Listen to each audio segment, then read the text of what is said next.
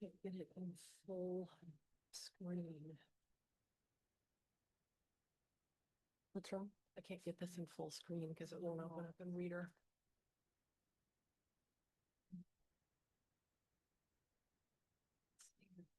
Here we go, here we go, here we go.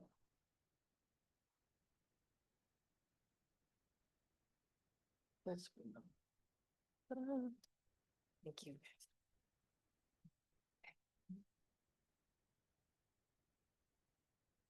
Does someone put that on the screen or do I? All right, we're going to call the meeting to order. This is the Permit Review Committee, Commission of Chicago Landmarks. Today's date is Thursday, July 10th. Commissioner Jackowitz, the chair, was unable to attend today, so I'll be chairing the meeting in his place. I'll do the roll call of the committee members. Commissioner Fair, Commissioner Ponce, Commissioner Rubin. Present. And I'm Commissioner Wong. We do have a quorum. Hang on one second.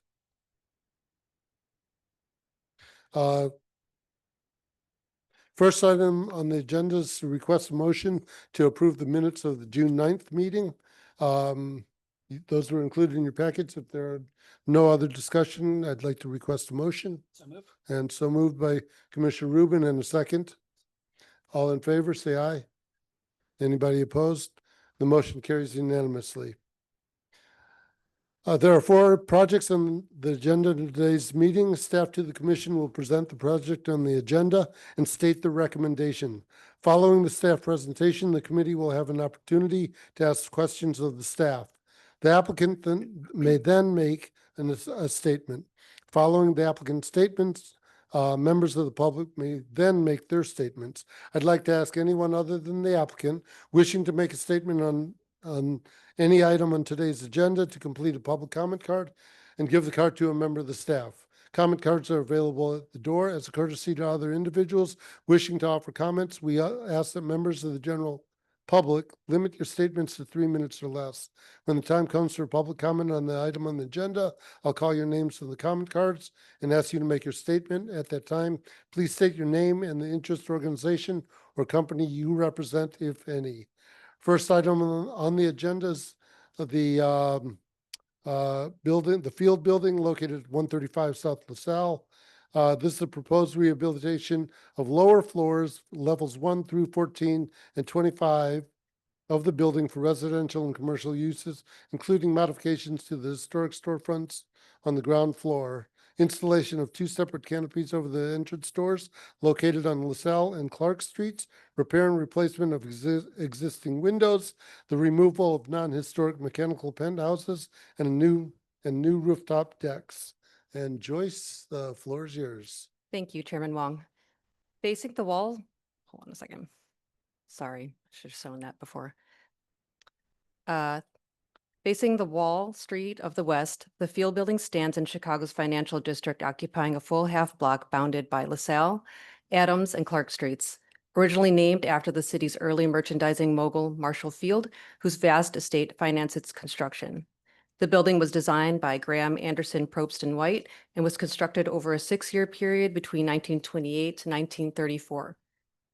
The field building was designated an individual Chicago landmark in 1994, and the significant features include all exterior elevations except the area of the north elevation that faces Marble Street, approximately 50 feet from the east elevation, running westward to 53 feet from the west elevation, and from grade level to the 5th floor highlighted in the Marble Place elevation in orange.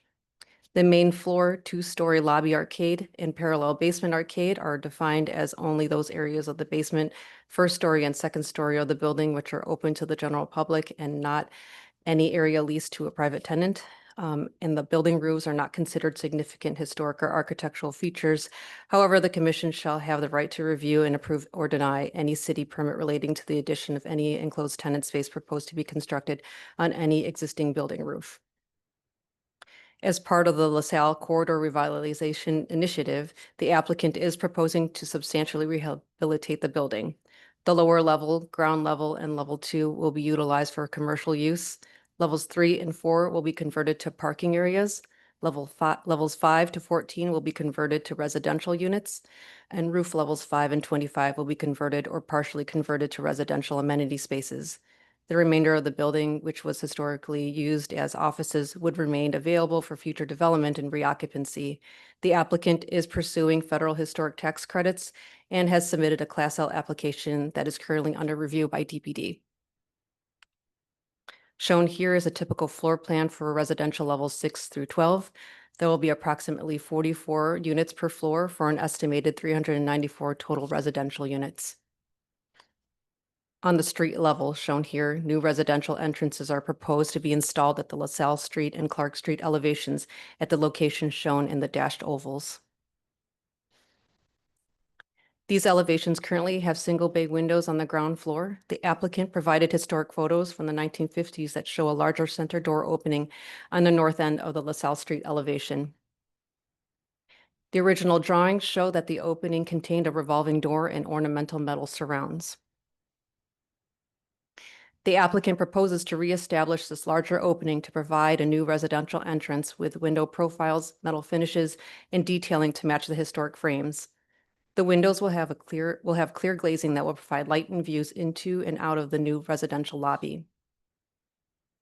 Similarly, on the north end of the Clark Street elevation, the two center window openings are proposed to be combined to create one large double bay opening to provide a new residential entrance. The existing single door to the north will remain. Staff recommend that the proposed modifications to the existing ground floor windows to provide new entrances be approved. Staff further recommend that enlarged and dimension plans, elevation section, and detailed drawings be submitted with the permit drawings. Shown here is a rendering of the proposed LaSalle Street elevation. The applicant is proposing to install illuminated canopies above the entrances on LaSalle and Clark Streets. Staff recommends that the locations of the two proposed canopies be approved in concept only. Design of the proposed canopies will require permit review committee review and decision at a future meeting. Enlarged plans, elevations, and section drawings showing the size, design, location, materials, and details of attachment should be submitted when ready. New garage access entrances will be created at the Marble Place elevation. These two new garage door openings will be held in several bays in from the Clark and LaSalle streets. While the new garage entrance openings are located on a significant feature of the building, it is located on a secondary facade and will not have an adverse effect on the primary street-facing facades. Above the ground level, the applicant is proposing window repairs and replacement. The original Monel windows on levels 2 through 4 are proposed to be restored. Staff recommend that these repair details be submitted with the permit drawings. The aluminum double-hung windows on residential levels 5 to 14 and 25 will be removed and replaced as they are in poor condition. Additionally, due to their large size and weight, the windows on the proposed residential levels do not meet accessibility operability requirements. The new replacement windows will have the appearance of the historic double-hung windows, but with a bottom sash that operates as an awning window. As proposed, sight lines of the replacement windows will match the existing windows. The cast aluminum spandrel panels will remain in place. And staff recommend that large-scale dimension, elevation, and section details for the existing and proposed new windows through the head, sill, meeting rail should be included in the permit drawings. The next two slides will talk about the levels where the windows will be restored. Shown here is level 2, which will be used for retail, residential fitness, and management offices. The space along the north elevation will be utilized for mechanical and the parking ramps that lead up to levels 3 and 4. And levels 3 and 4 will be converted to parking. Interior light plenums, as shown on the floor plan in orange, will be installed around the perimeter of the building to screen the parking beyond from public view. Drapery will be installed on the windows and ambient lighting will illuminate the space. The walls will be set back 5 feet 5 inches from the interior of the north elevation, 7 feet 6 inches from the interior of the east elevation, 4 feet 4 inches from the interior of the south elevation, and 7 foot 6 inches from the interior of the west elevation. Enlarge and dimension plan, section and detail drawings, and information on interior finishes, lighting, and window treatments shall be submitted to historic preservation staff for review and approval when ready. The applicant proposes to provide new rooftop amenity spaces on levels 5 and 25. Level 5 roofs will become outdoor amenity spaces with planters and furniture. The existing parapets on the east and west elevations of Clark and LaSalle Streets have a height of 9 feet above the existing roof. The existing parapet to the south at Adams Street and the Adams Street facade has a height of 6 feet 6 inches above the existing roof. The parapets are high enough that no additional guardrails are required, and they will also block views of any elements on the new amenity terraces. On level 25, the existing mechanical penthouses at the four corners of the building will be removed and become amenity spaces that have a pool, plantings, guardrails, grills, trellises, and outdoor furniture. The project team anticipates that the new roof structures, railings, furniture, and plantings will have minimal visibility from the street level. At this time, the design is conceptual. As this is further developed, the visibility of these elements will need to be accurately evaluated. Staff recommend that an on-site mock-up be built or a rendering that has views taken from several vantage points on the street level be submitted for staff for review when ready. The applicant is proposing street-level interior arcade modifications, and as previously mentioned, the main floor two-store lobby arcade is considered part of the significant features of the building. New glass security partitions are proposed to be installed at the lobby level arcade and level 2 arcade elevator lobbies to separate and secure residential lobby from public access as indicated in the red lines. Staff recommends approval for these glass security partitions. Product data, locations, and attachment details shall be submitted to historic preservation staff for review and approval. The applicant is proposing that the lobby level arcade interior storefronts be modified for new residential program in the locations indicated with a blue dot. The design is intended to follow historic detailing and materials from the original drawings of the arcade.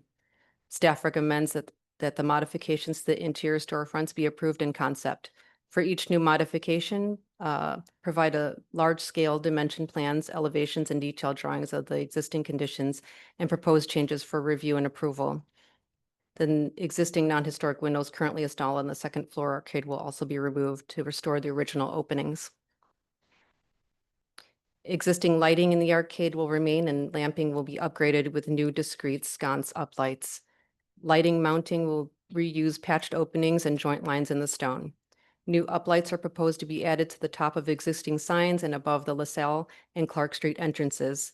Staff recommend to provide cut sheets of the new light fixtures and large-scale dimension plan and elevation drawings that show the locations of the new light fixtures, as well as details of attachment for review and approval.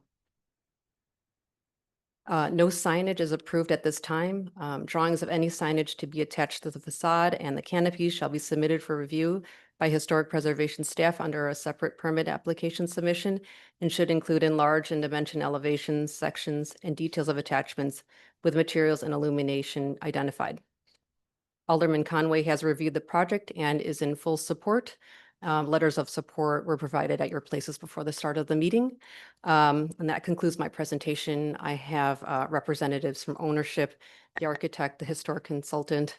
I think that's it, that are also here. So please let us know if you have any questions. Thank you, Joyce. Does the committee have any questions for Joyce at this time? Yeah, Commissioner Fair. Just a question, and it may be something that the architect answers, but you mentioned the 25th floor amenities. That's going to be the open patio. Those were still in flux in design. Yeah. But I'm just curious to know, is the decision impacting the existing penthouse? So all the mechanical equipment, is that ironed out at this point that those Oh, penthouses are going away? Yeah, the penthouses are non-historic. It's a great improvement to remove those. So Yeah. yeah, we just have to make sure whatever they have on there isn't really visible from the street level. Perfect. Thank you. No other questions? Would the applicant like to make a statement? If you could state your name. Is this on? Can you hear me? Thank you. Good afternoon, Commissioners. Mike Potter from Riverside Investment and Development here on behalf of ownership, along with our development partners, DL3 and M Trust Realty. On behalf of the entire team, just want to say thank you for the opportunity and the consideration to be here and the time spent put forward reviewing the project thus far. We really do believe as a team that this is one of the most significant historic properties in all of Chicago and one of the finest Art Deco examples of architecture in the country. So we take this building very seriously. We've been working on this for nearly 4 years to get here to date. And during that time, we've assembled really what we believe is the finest team of experts with regards to design, preservation, and construction for this asset. So we think that it's in great hands, and we're very excited about the role that this repositioning from office to residential and other retail uses, can play in downtown revitalization for Chicago. Thank you. Thank you. Does the committee have any questions? So, thank you very much. Public comments, I'll call for that. Mr. Blakemore.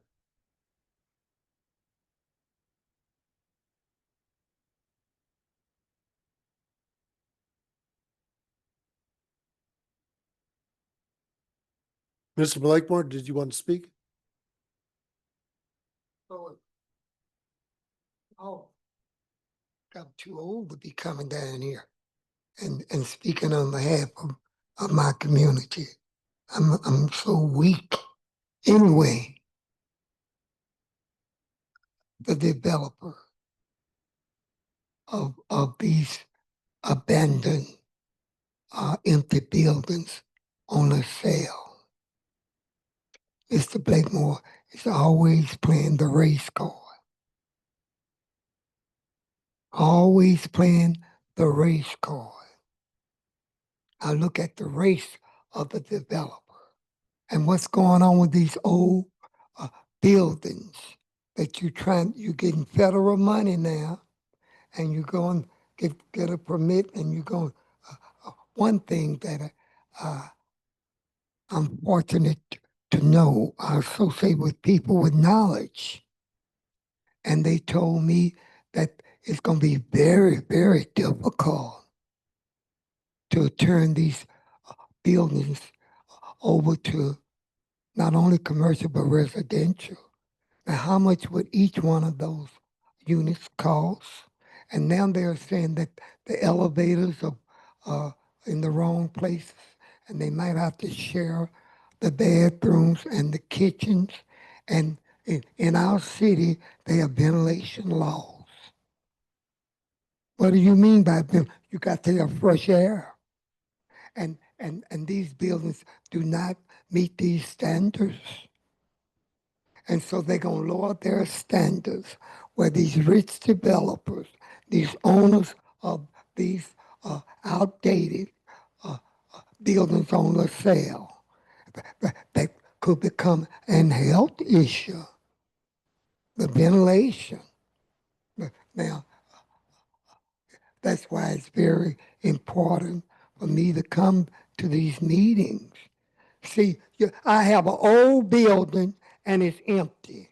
I got several in the financial area, and I want to make money for my buildings. People are now working from home. So what do? I come to government and tell them to bail me out. It began to be a play to pay.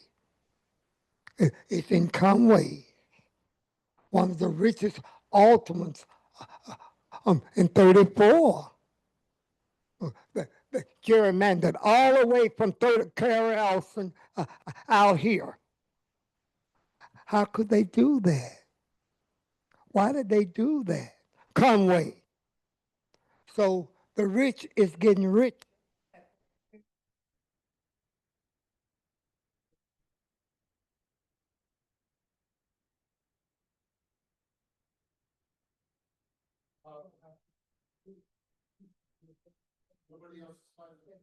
Nobody else has signed up to speak on this matter.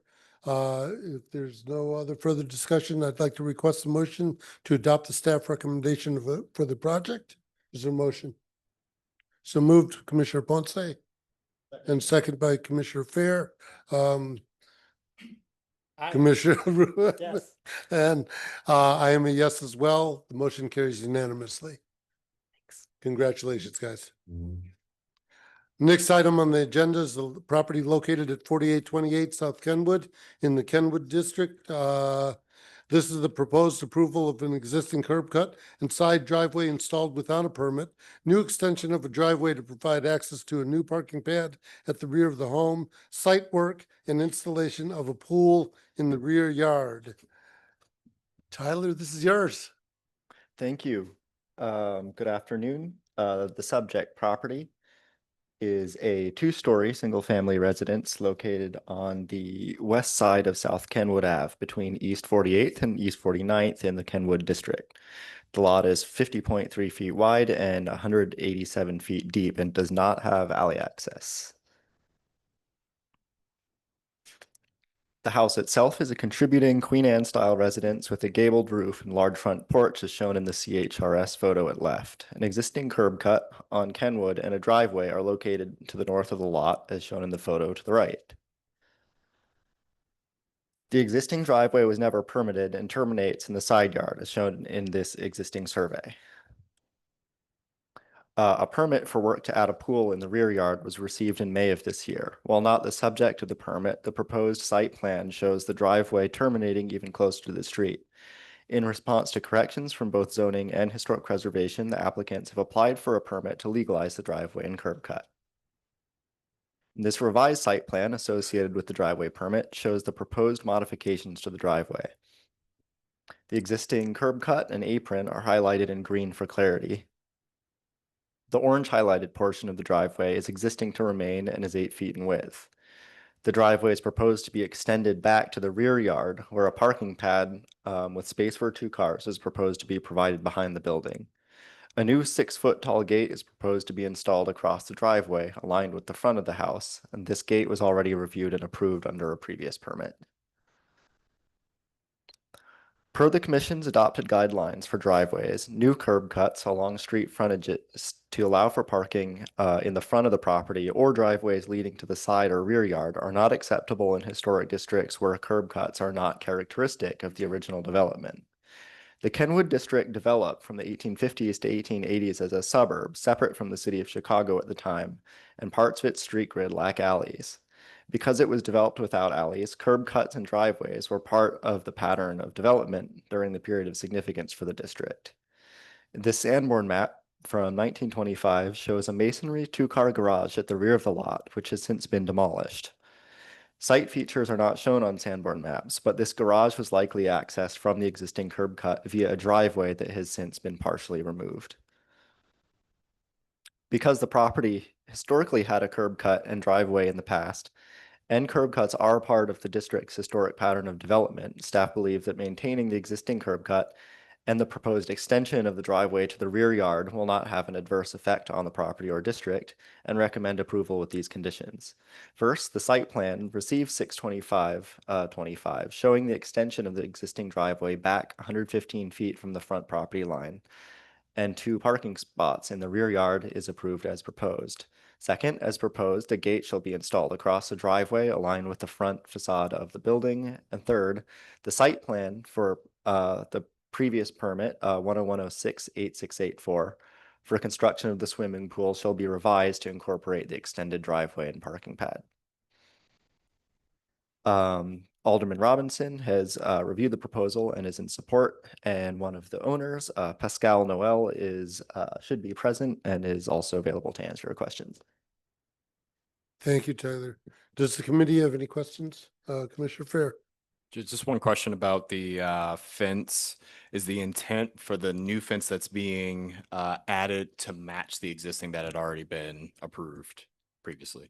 So the fence is, there was a previous permit that included some site work like a deck, and that gate was included on that, and it was permitted as part of that work. That set of drawings did not clearly show the driveway, which is why this issue was not flagged at that time, because the driveway just wasn't shown on those drawings. But you're saying the fence. But it's, yeah, I mean, it's the fence, so it's the fence and gate, they're aligned with the front of the building. They're not in the rear yard. They don't block views of the building, and they help screen views of the cars in the rear yard. So it's not something that we would have an issue with. Okay, there's no concern Yeah. about the aesthetic or appearance of that. Okay. Thank you. Okay. Does the applicant want to step forward and make a statement? Sure. Pascal Noel, I'll just say two quick things. First, my wife and I moved here about 8 years ago, didn't know much about the Chicago neighborhoods, ended up in a townhouse in Kenwood and really fell in love with the landmark district there. And we're really hoping for somewhere when we were kind of trying to find somewhere with more space for our growing family that was also still in the district. And we were really thrilled when this property became available. And so really looking forward to this project and doing it in a way that preserves the historic nature of the property and of the neighborhood. And second, just want to acknowledge and thank Tyler for going back and forth with us a bunch as we were working on this. So really grateful for that. Thank you. Does the committee have any questions? No? Well, the applicant, Mr. Blakemore. Buyer beware. I have seen this go on for years, buying these historical buildings and changing them, and like the driveway. See, I didn't know that when I bought it. I did not know, but you knew it was historical, and you fell in love with it.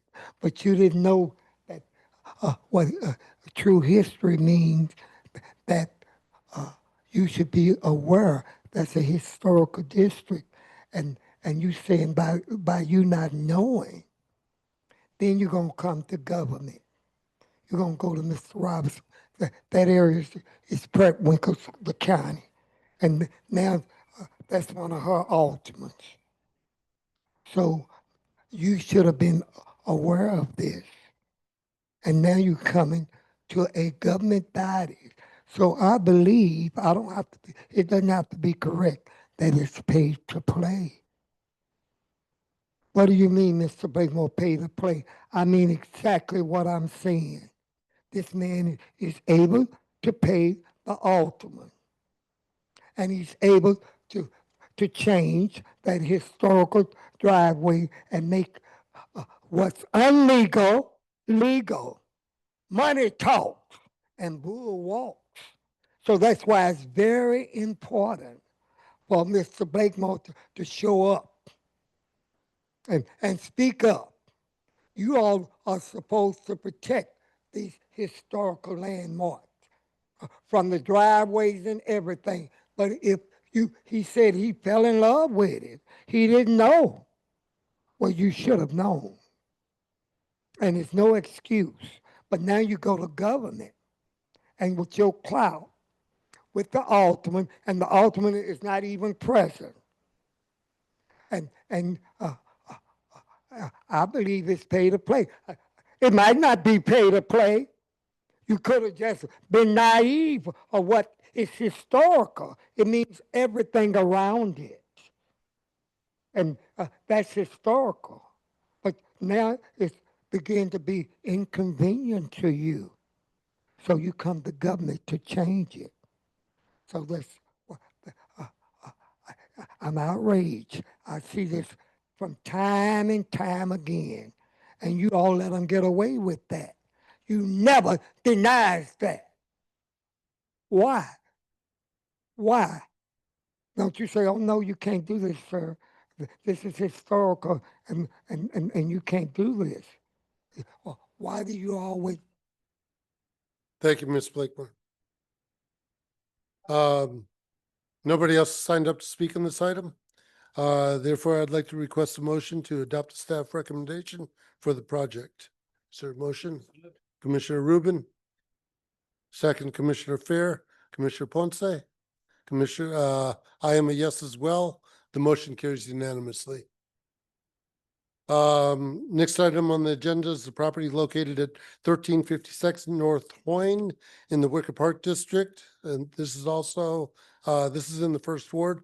Proposed demolition of a non-historic rear one-story frame garage and construction of a new one-story rear brick garage with a roof deck. And Joyce, this is yours. Thank you, Chairman Wong. The subject property is a raised two-story, single-family home built in the Italianate style. The subject property is located on a lot that is 48 feet wide by 150 feet deep. The adjacent property to the north has a wide side yard that makes the rear yard of the subject property visible from the public way. I'm sorry. The applicant is proposing to demolish an existing non-historic one-story rear garage shown in the demo site plan in red and construct a new one-story garage with a roof deck shown in the proposed site plan in yellow. The current garage was reviewed and approved by the Permit Review Committee in 2004. It is located at the rear of the lot with alley access. The north wall was approved to project past the north side elevation of the main house to allow more rear yard open space and is 3 feet south of the side property line. The proposed new garage will be 34 feet long by 33 feet 10 inches wide and 16 feet 6 inches high. It is also located at the rear of the lot with alley access. It will be located further south than the existing garage at 5 feet 7 inches from the north property line. It will be clad with common brick to match the base of the historic home and feature a brick soldier course above the doors. On the east elevation that faces the main house, there will be 2 double hung windows with simple limestone hoods similar to the designs of the window hoods on the main house. A metal stair will lead up to the roof deck. The stair railing and roof deck guardrails that align with the parapet will be simply detailed with straight wrought iron pickets. A steel and wood pergola that extends 5 feet 3.5 inches above the parapet will be installed on the portion of the garage that is entirely behind the main house, as highlighted in yellow. The applicant provided a rendering with views taken from several locations along Hoyne. When standing directly in front of the house, as seen in front view 1, the garage is not visible. However, at locations just north of the house, as seen in front view 2, the garage starts to become visible. Further north, as seen in front views 3 and 4, the metal stair and railing are visible. Even further north, as seen in front views 5 and 6, the garage is still visible, but begins to be screened by the adjacent property. As evidenced from the renderings, no part of the pergola will be visible from the public way. The district contains a number of properties that have historic rear structures such as coach houses or garages that embody the same historic and architectural characteristics that define the district. A portion of the proposed new garage will be visible through the side yard on the north, but staff recommends that the materials and details are compatible with the historic character of the district and will not have a negative impact on the house or district. The overall project also includes interior renovation of the principal building and alterations to the rear facade to include new doors and windows, as well as modifications to the mechanical, electrical, and plumbing systems. No work that impacts the front facade is proposed. Alderman LaSpada's office and the community group have received a copy of the proposal, but no feedback was provided. And that concludes my presentation. The owner and the architect are all here, so please let us know if you have any questions. Thank you. Thank you, Joyce. Does the committee have any questions for Joyce? None. Would the owner or architect like to make a comment on this?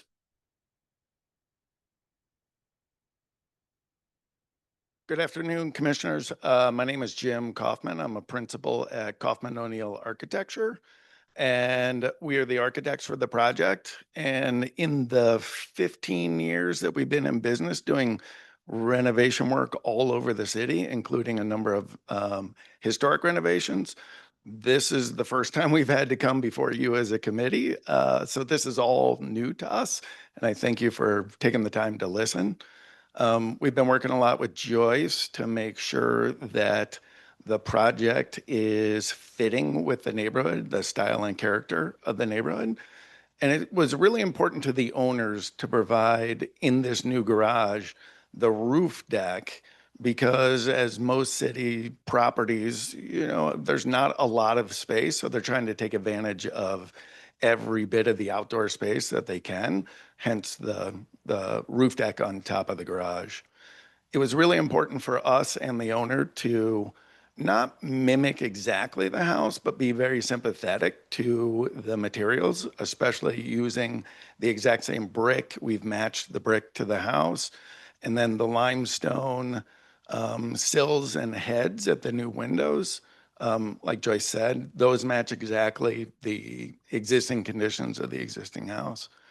And the windows are double hung, just like the existing house. So that's Thank what we you. have. Does the committee have any questions for the architect? None? Okay, thank you. Thank you. Appreciate it.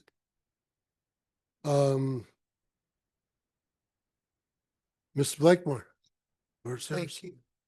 Over and over again, I was in Fort Worth, Texas, several years ago, and they was having this problem.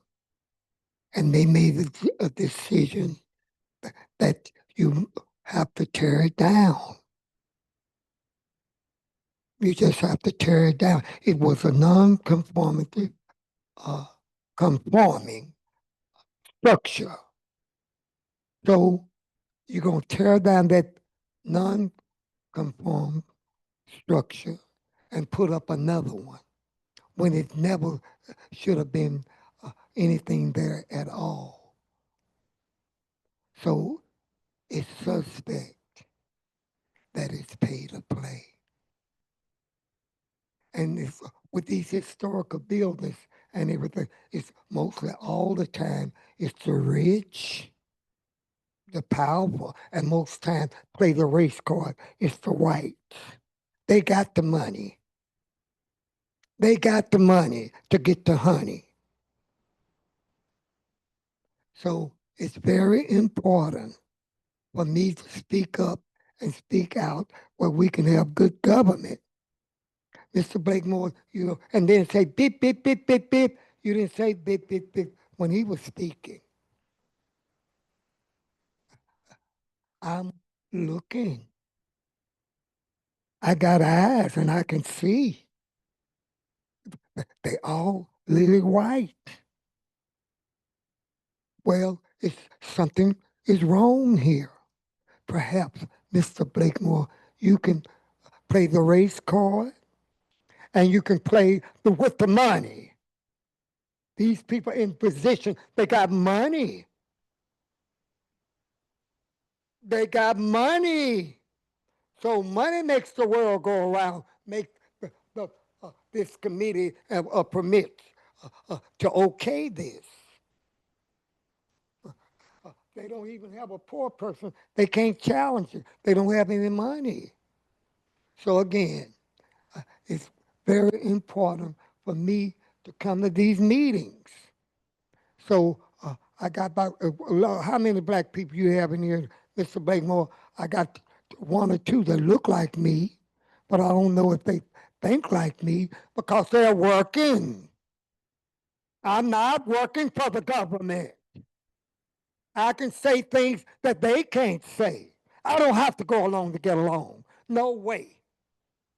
On the one non-conforming garage, and then gonna put up another something there equivalent and say we're gonna make it fit into the historical district. Thank you, Ms. Blakemore. Is there any further discussion on this item? If none, I'd like to request a motion to adopt the staff recommendation for the project. So moved, Commissioner Fair. Second, Commissioner Ponce, Commissioner Rubin. Yes. And I am a yes as well. The motion carries unanimously. Okay, we're almost to the last one. Next project is located at 1127 North Sacramento. This is the proposed Humboldt and Sacramento extension to the Logan Square Boulevards district. This is the proposed construction of a new two-story side addition on the north side of the north side yard on a double lot, including a new attached garage and demolition of an existing four-car garage at the back of the lot. Emily, let's hear what's going on here. Thank you, Chairman. The commission approved a preliminary landmark recommendation for the proposed Humboldt and Sacramento extension to the Logan Square Boulevards district on March 6th, 2025. This proposed district includes approximately 112 buildings, and the subject, two-story Greystone house at 1127 North Sacramento, was preliminarily found to be contributing to the district. Here's just kind of a streetscape showing you the character of the area of the district on Sacramento. So this property is mid-block, and it has an alley to the behind and obviously faces Sacramento. It's a wider lot. It's 63 feet by 130 feet, and it features wide side yards. To the north, almost 18 feet, and south of the building, approximately 15. In 2011, a curb cut was permitted and installed in the front yard with a new driveway through the north side yard to access an existing rear 4-car garage.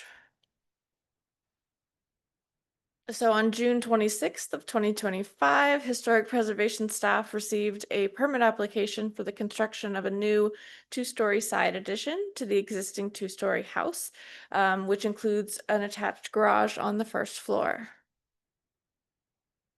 The new addition is proposed to be 12 feet, 10 inches wide and 35 feet, 4 inches deep, set back approximately 54 feet, 7 inches from the front property line. This addition will serve as an attached 1-car garage at the first floor with an additional bedroom and bathroom on the second floor. The height of this new addition is proposed to be no taller than the lowest parapet, which is at the rear of the historic building, approximately 28 feet, 3 inches from grade. And as you can see, it features a flat roof. The north elevation of the historic building is a secondary elevation clad with Chicago common brick, though it is visible from the street because of the wide side yard. The west elevation of the new addition has been designed to match the limestone ornamentation on the historic front facade, and although slightly simplified, still strongly resembles the historic construction. The first floor is proposed to have a 9-foot wide by 8-foot tall garage door with a wooden brick mold. Above the garage, there is a profiled stone cap designed to match the existing on the front elevation, and 2 small windows with black spandrel glass. Alternating smooth and rusticated limestone coursing is on the second floor, with a detailed checkerboard pattern above the second floor windows. At the back of the lot, there's currently a 4-car garage, but based off of Sanborn maps, this garage was either not original or highly modified and extended in the past, and staff recommend that its demolition will not be an adverse effect. In reviewing additions, the Commission evaluates a proposal by the Secretary of the Interior Standards for Rehabilitation of Historic Buildings, the Commission's criteria, as well as the Commission's adopted guidelines for alterations.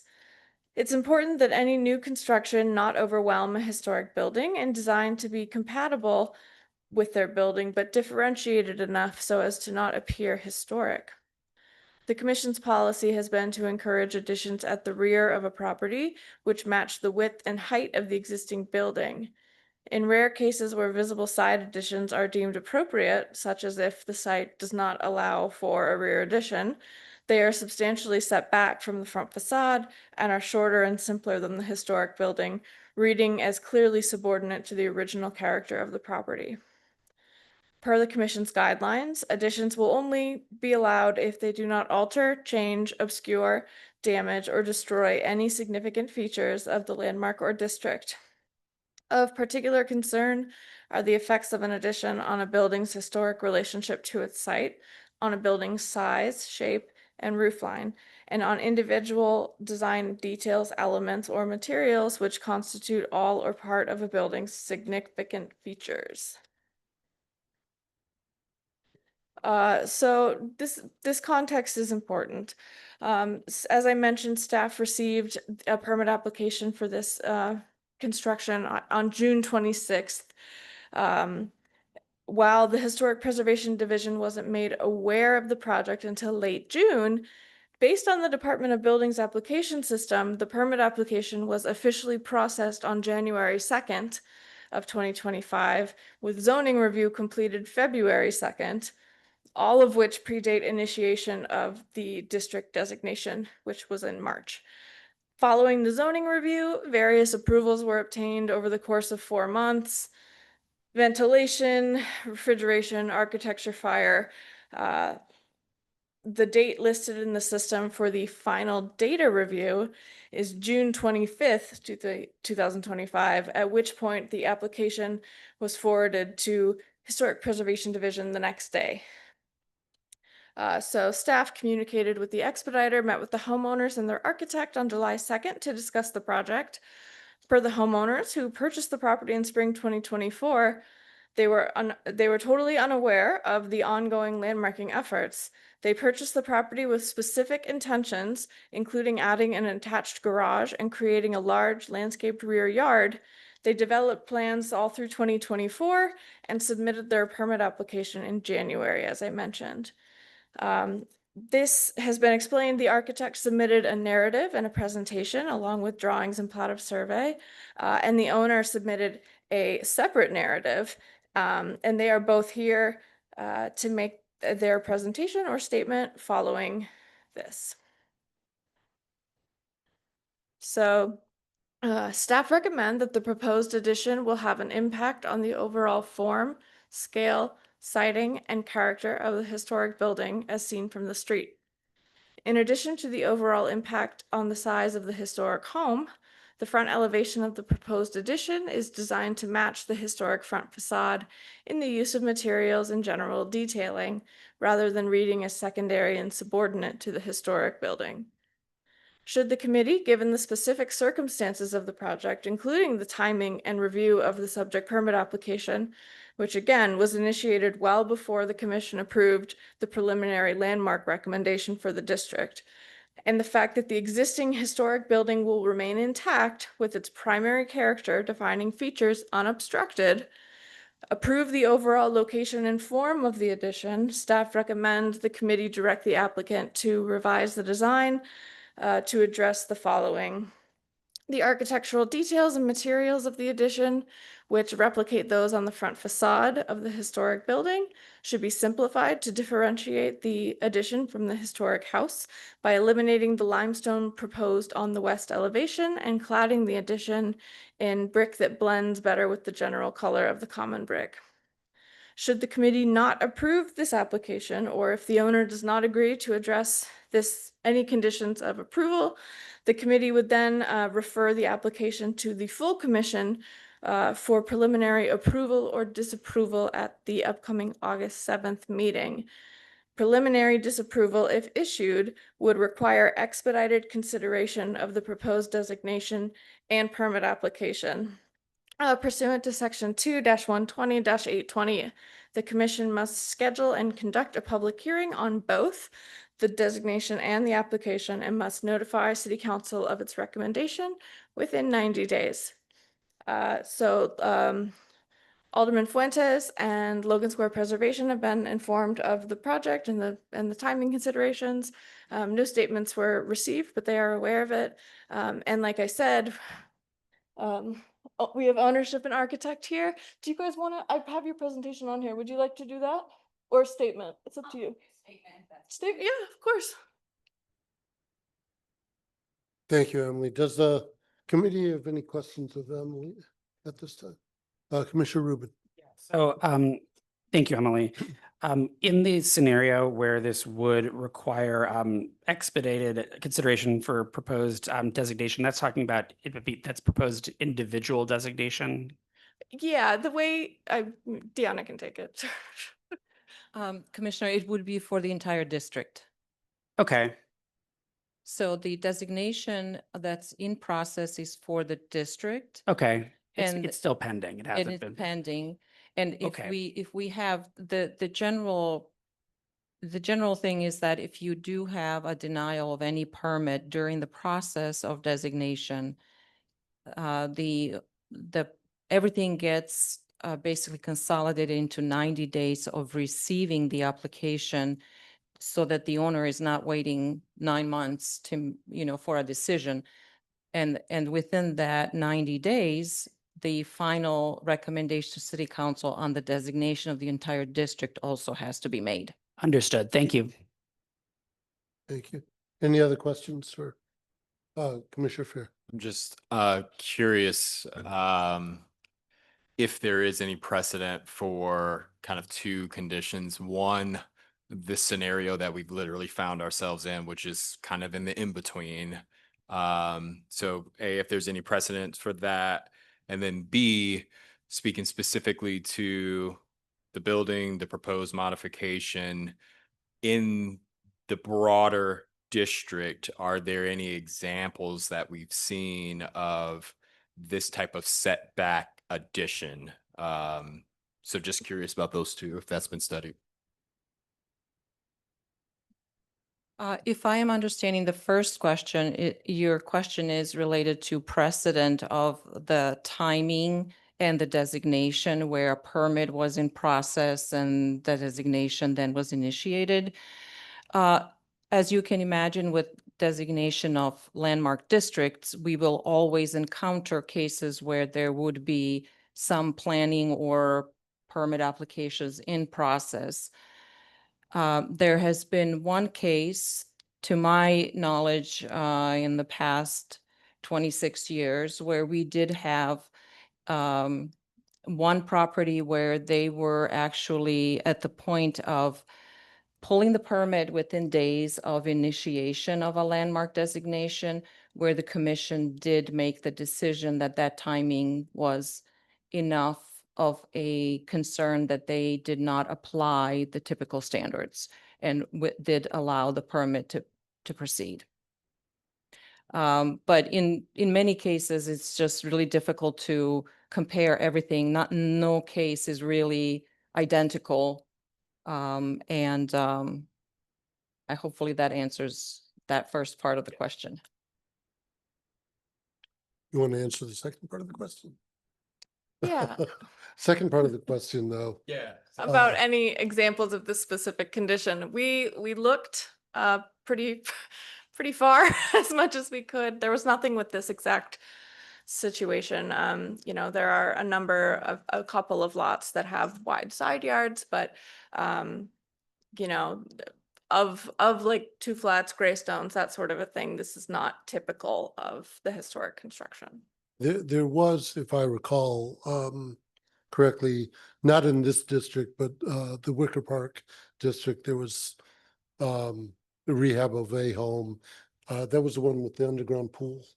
And I think that had but they had a very different attachment to that building. I think you may have been around to remember that one. That was a corner property, Yeah. a large mansion, and they had a historic coach house at the rear, but because it was also a corner property, you had certain, Vantage points. you had visibility of every side of the building, basically. Yeah. Yes. Okay. Any other questions? Okay. The floor is yours. If you could state your name, et cetera. Thank you. You can hear me okay? Yes. Thank you. Thank you for allowing me to speak. My name is Nicole Ducar, and I am the architect of record on the permit application submitted for this addition. And I know Emily did a very nice job, thank you, of recapping kind of the process, but I'd like to go through it a little bit more just so that you can get a full understanding of what we've been dealing with since January. So I began design work last summer, and at that time, the property was not shown to be in a landmark district, and we did a preliminary zoning to show that the current setbacks would allow the addition of an attached single-car garage, which was part of the owner's desired scope. Checking with zoning to make sure that we could use the existing curb cut and driveway to access an attached garage. I was told to submit a FOIA request to ensure the driveway and curb cut had been properly permitted through CDOT, which the homeowners did, and it was. We proceeded to complete the design work on the garage. The owners also engaged the services of a landscape designer so that the future landscape work could be incorporated into the overall site development along with the addition. And while not required for permit, we also engaged the services of a civil engineer to assist with the overall grading plan for the proposed improvements. With all these designs completed and coordinated, I issued the permit drawings in December of 2024, and they were uploaded to the system in January of 2025. Again, while this property was still not in a landmark district. I received the first permit corrections or comments at the end of January. There was one zoning comment that required submitting drawings from the previous owner's permit submission. We didn't have these drawings as they were done by a previous owner and a different design professional. And the zoning department apparently could not access the drawing department's drawings. So we had to submit a FOIA request to the building department to get drawings to submit to the zoning department, which we did. This delayed us being able to resubmit our drawings for another few weeks.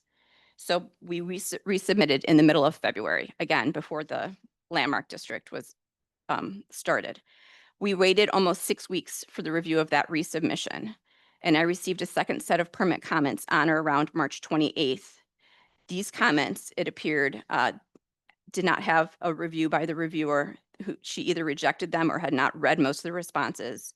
Many of the comments were the same ones with no response offered to the certified corrections. I was prepared to resubmit on April 6th, but was required to appear on a mediation call first. This meeting took place on April 8th. At that meeting, all the responses to the permit comments, many of which had been included on the first set of certified corrections in mid-February, were approved. During that same call, the ventilation reviewer expanded on his review and required a few more items. Therefore, we had to make a submission, again, only for ventilation. The permit then languished in the building department. It took about a month and many phone calls for the resubmitted ventilation drawings to simply be forwarded to the reviewer. His review was completed, and again, the process stalled. We were then told that during the many months of permit review, several contractor license numbers had expired and required renewing, and that process was also pretty laborious to complete. Once this was completed, we were told that the next step was for the financial review to be done and the permit would be ready. With the issuance of the permit thus expected, the contractor placed orders and paid deposits on windows, doors, and other items that have long lead times and needed to be lined up to be ready on time. After many more phone calls and the expediter even going to the building department in person to follow up, we were finally told in late June, to our complete surprise, that the permit had been forwarded to Landmarks. Landmarks has since indicated that they received the drawings on June 26th. We were informed on July 1st that this project requires Landmarks review, and this was the first time the homeowners and I were made aware this property is now in the Landmark District that was approved in March of 2025, almost 3 months after we submitted for permit. Chris Kajowski and Devin Barrett, the owners, did not receive the required mailed notification when this district adoption was passed. This is likely because even though they owned the property for almost a year, the mailing was addressed to the previous homeowners, as we were told during the virtual meeting we had on July 2nd. As I am sure you can appreciate from the narrative written above, the owners, the contractor, and I are very frustrated with the way this application has been processed. We did our due diligence before submitting for building permit. We submitted before the historic district was adopted. We submitted in plenty of time to have been issued a building permit before the March 2025 Landmark District adoption. But through no fault of our own and because of an excessively long permitting process over which we have no control, we are now being required to endure more delays and it seems possible denial. The owners have invested a great deal of time and money in design fees and non-refundable deposits, not to mention the emotional investment in searching for, successfully purchasing, and moving into a house that they have hopes of making their forever home. In the Landmarks Ordinance Section 2-120-740, it is required that any city department which receives an application for a permit as defined in this section shall forward the application, including copies of all detailed plans, designs, elevations, specifications, and documents relating thereto to the commission within 7 days of receipt thereof. The application for this building permit was submitted to Chicago in early of January 2025. The district was adopted in March of 2025, and Landmarks received this application in June the 26th, 2025. So in consideration of everything written above and with an explicit time requirement in the very ordinance with oversight that has not been met, it is arguable that this review should not even be required, and that's what we're asking. When a new building code was recently adopted by the city of Chicago, there was an exception to comply with the new code for permit applications submitted before the adoption. It is unfair to subject projects to a review that is not required when a permit is submitted, and is even more unreasonable to subject them to a design review at the last minute before the submission has otherwise completed the entire permitting process. While I object to the conditions under which this review is being required, I submit that the manner in which the design was done complies with the standards and guidelines the commission uses, not because it had to, but because the homeowners and I believe in the guiding principles behind them and want to be good stewards of this beautiful historic home. I have gone through all of the required guidelines and compliance requirements, and I believe that this does comply with those standards. And I'm more than happy to go through those if you'd like, but I know that the homeowners also wanted an opportunity to present. So I'm going to turn the mic over to them if that's okay. Please.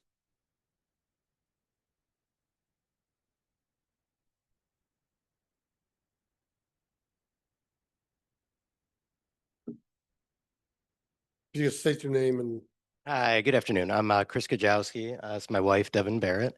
Thank you guys for hearing this. It is kind of an interesting scenario as it's played out over the last few months. And our argument isn't actually about Landmark at all. We moved from a beautiful little landmark property in Wicker Park to take this place on. We moved in about a year ago. That property had sat vacant for some time. The previous owners held it for about 3 years, converted it to a single family home, brought everything up to code, and then they took on another project in Oak Park. They were the flippers. We're not. We definitely want to stay in this property for as long as we have. It's a really unique property. It's directly across from the park. It's an extra wide lot. And we're suckers for turn of the century Greystones, really. It's a fantastic house. So our intention was to absolutely, speak to that character, do that house some justice, beautify the property in a way that the previous owners didn't before they flipped it. This particular permit is kind of the essential element. It's kind of the linchpin to make the whole design plan work. So we were kind of asking for your guidance and consideration in this matter as it's kind of crossed over landmarking. I don't think that's any fault from the building department. That seems to be an error from a recorder of deeds office, that the mailing never arrived. But again, yeah, our landmark isn't our argument. We love historic homes, so. Anything else? I also want to add, because we did come from a landmark home, we likely would not have purchased the home if we had known it was landmarked, because we understand the restrictions and we knew the condition of the garage that's currently there. We also purchased the home because it had a driveway and we wanted to add an attached garage. So it was with full intention when we purchased the home. And we moved in a few weeks later. We fell in love with it. But it was always our intention to add an attached garage. And coming from Landmark, we likely would not have moved forward with the purchase because of rules that we know that we had to do previously. So we did apply for this permit. It was submitted in December. It got passed early January. And it's really unfortunate. On July 2nd, we found out that, I guess it's a landmark. We never received any notification. It did go to previous owners. So it's just really disappointing that now, and we've put a lot of money down on limestone. We've put a lot of money down on deposits because we didn't know about the landmark. It's money we cannot get back. And we obviously would never have put money down if we knew also of the landmark status. It's limestone that takes 6 months to make. So we recently put it down before we knew. It is money that we will not get back. Thank you. Thank you. Does the committee have any questions for the applicant? No, none. Mr. Blakemore, go ahead. Yes, I was asking the question, was this a predominant Puerto Rican area? I think so. And the couple moved from Wicker Park, and that area is historical. And she's putting the blame on whoever purchases before to flip it. So whenever an area, I think that's a predominant. I asked the gentleman, I say, isn't that a Puerto Rican area? A lot of the ones who are there, they are seeing the opportunity to make money too. So this couple, you should have been aware because you came from a historical area, Wicker Park. So you blaming it on the previous owner. Flipping means to make profit. So how does this committee know that you're not doing the same thing? How would they know? This one is too messy. It's a very messy process going on here. So I told the young man, I said, let me read this. Let me read this. What's going on? Buyer beware.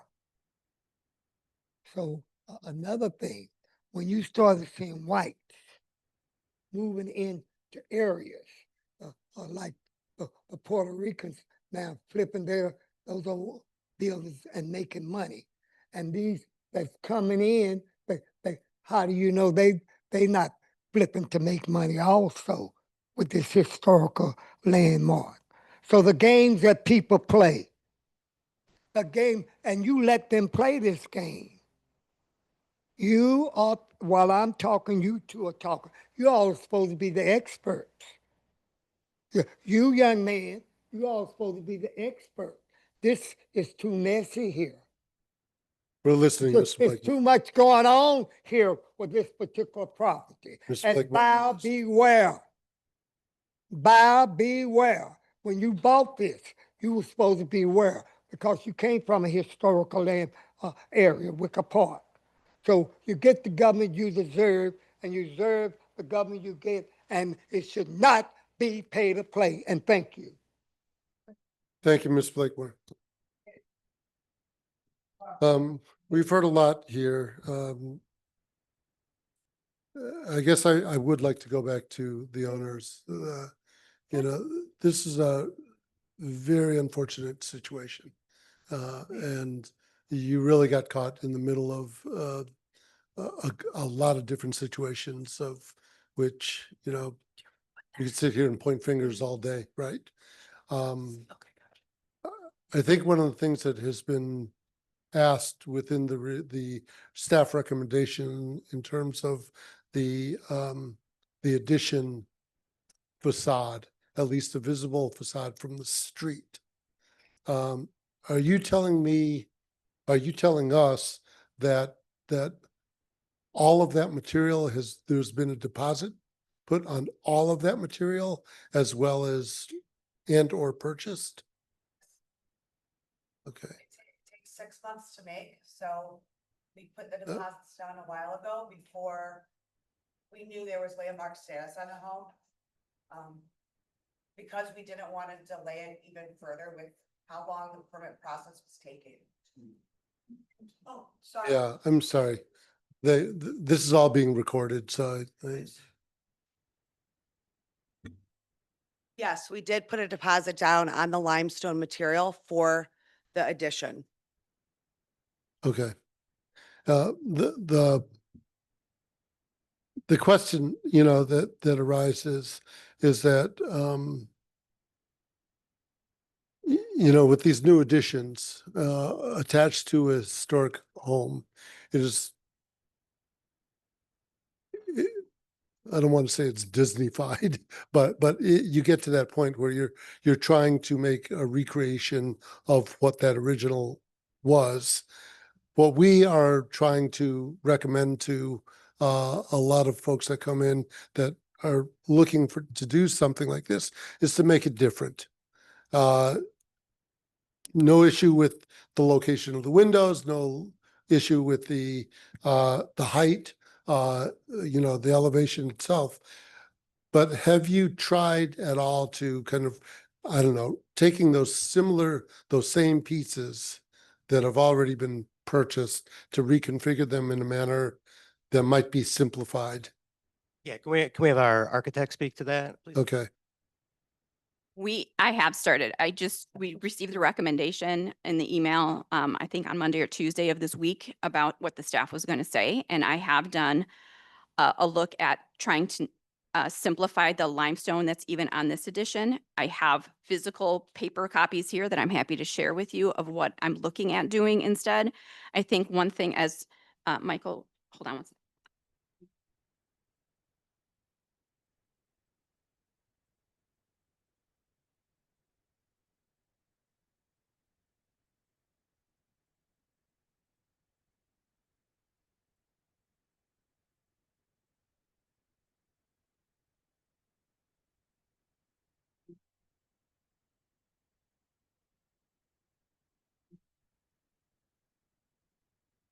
So what you'll see on the drawings that you're being handed right now is that I've looked at trying to eliminate the limestone that is around the bay window and simplified the limestone that is around the garage doors. On the existing house, you'll see that it's all very rusticated stone. And what I'm showing on this is if we can make that into smooth stone and then use more common brick around the bay and keep the bay still with some limestone on it. But to simplify and add more brick around the bay.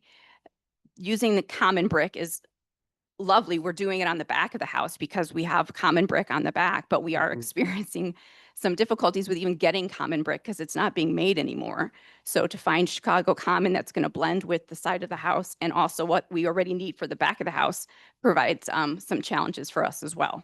But this was kind of our, if we needed to go to more brick on the front to satisfy the appearance review here, this was the suggestion that I had for trying to blend it, but still keep some of the limestone that we've already got Yeah. going.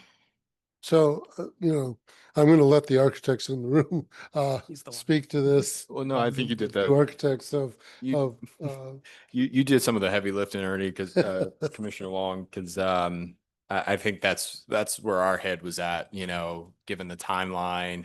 But then also given the fact that, we by that timeline have been in support of having this district, expanded to include this property as well. So what's the balance, of the palette that this, extension would take on? So this was kind of in the spirit of what, we were kind of chatting and having some brainstorming about just now on, can we get more common brick and balance that out with the limestone, which is, even for some of the examples outside of the district, you don't see it, where it's trying to be one for one necessarily with the materials of the main building. So that differentiation between what is existing and original to the historic building versus what's new is important there. Commissioner Rubin, was there anything you wanted to? Yeah, as not the architect, but as the Secretary of Standards person, I suppose I'd say that the whole point here is differentiation. It's not to say that you can't do stone and therefore you have to do common brick. It's to make it look different, like it was built from a different period of time, but complementary to the structure.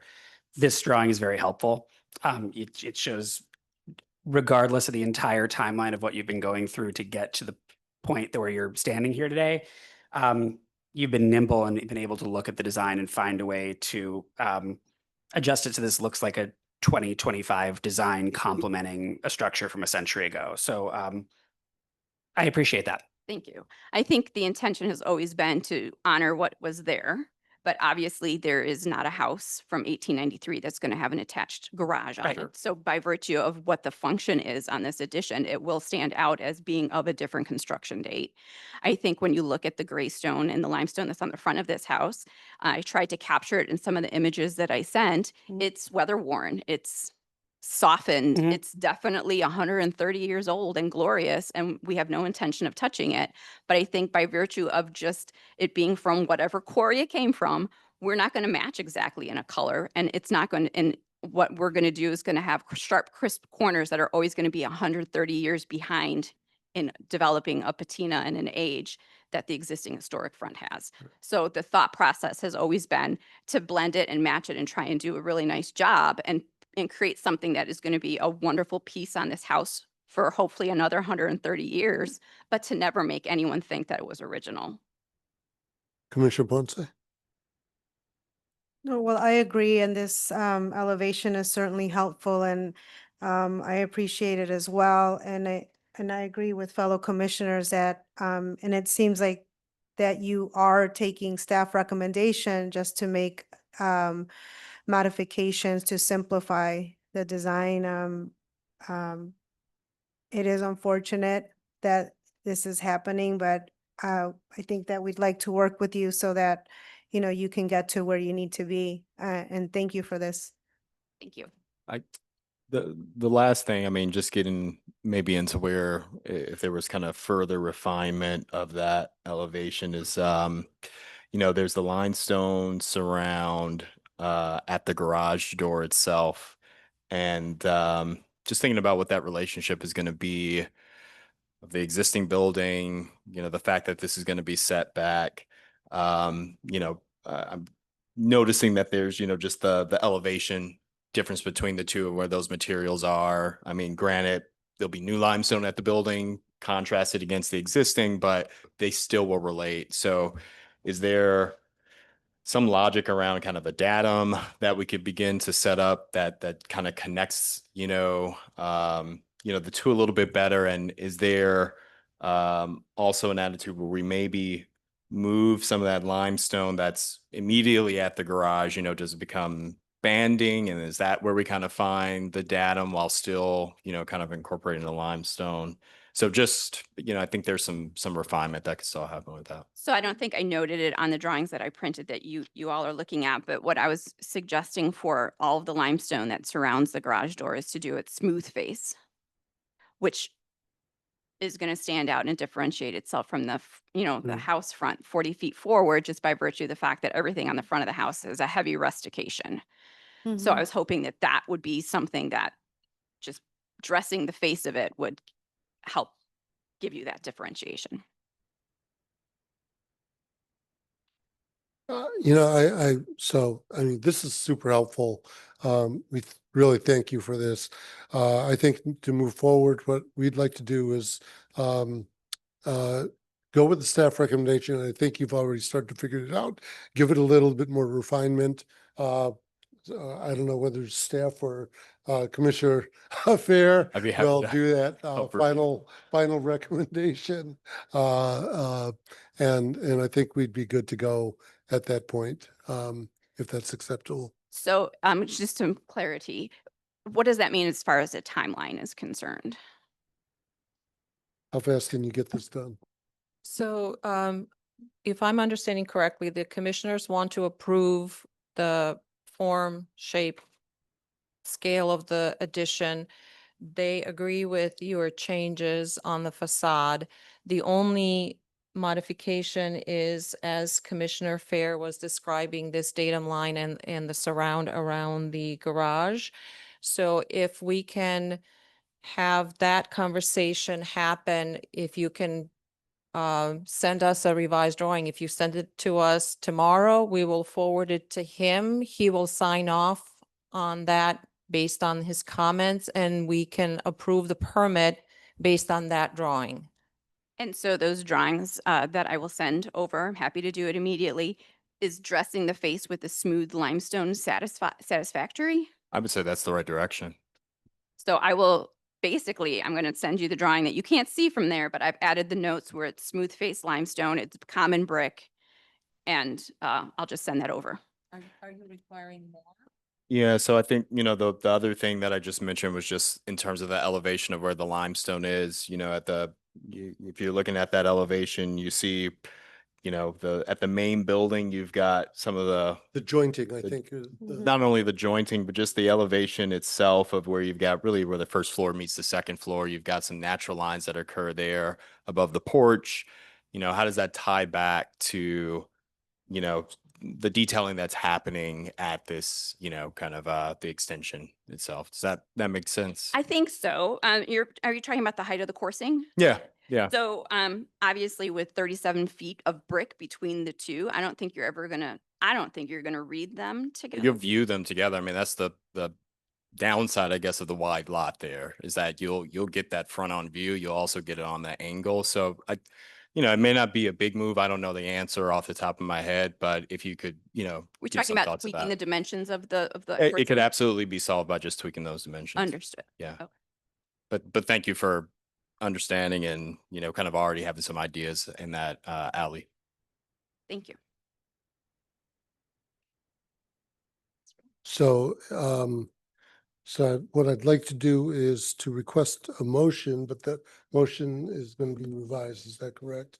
What that- Yes, maybe I can attempt to. Yes, that'd be great. articulate it. So the motion would be for approving the plans with the revised elevation that was submitted today and additional minor modifications to the coursing of the smooth faced limestone at the surrounding the garage door to be submitted and signed off, or to be submitted for final review by Commissioner Fair, at which point staff is authorized to approve the permit with that final drawing. No further review required by this committee. Is there a motion? So moved. All right, and second? Second. Second, Commissioner Rubin? Yes. I am a yes as well. The motion carries unanimously. Good luck. I wish you the best going forward. Thank you. All right, there being no further business, I'd like to request a motion to adjourn. Moved. Second, Second. second by Commissioner Ponce. All in favor, say aye. Aye. Anybody opposed? The motion carries. We are adjourned. Thank you so much.